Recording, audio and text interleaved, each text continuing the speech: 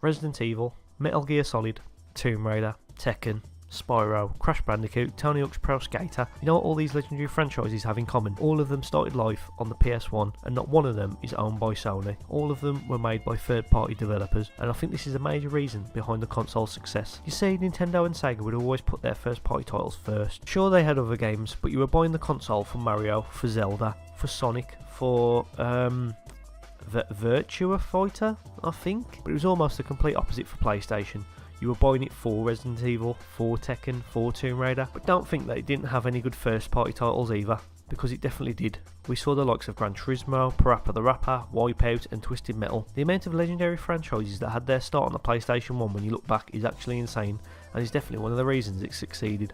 It had multiple classic games in every genre. Platformers, you've got Crash and Spyro. Fighting games, there's Tekken and Soul Edge. Racing, there's Ridge Racer and Gran Turismo.